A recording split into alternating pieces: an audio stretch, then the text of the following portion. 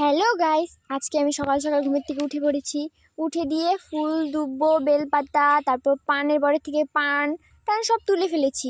তারপর তোমরা ভাবছো হয়তো যে কেন আমরা তুলছি ফুল বেলপাতা, এত তাদের কি আছে সকাল সকাল। হ্যাঁ, সকাল সকাল কিছু একটা আছে। আমাদের বাড়িতে একটা ছোট্ট অনুষ্ঠান আছে। আমাদের বাড়িতে প্রতি বছর বছর কাঠামি কাটা হয় 13 তারিখে, মানে ভাদ্র মাসের 13 তারিখে কাঠামি কাটা হয়। তার জন্য ফুল দুব্বো তুলে নিয়েছি। তোলার পরে যে বাবা গিয়েছিল সকাল সকাল কাঠটা নিয়ে নদী দিয়ে থেকে ধুয়ে নিয়ে আসলো। ধুয়ে নিয়ে যে তেল দিয়ে দিল, তারপর দুধ, তারপর হচ্ছে গঙ্গা জল টল সব দিয়ে কাঠটাকে ভালো সুন্দর করে মানে মেখে নিল। মাখার পরে তারপর যে বেলপাতা দিয়ে পুজো টুজো দিয়ে ফেললো।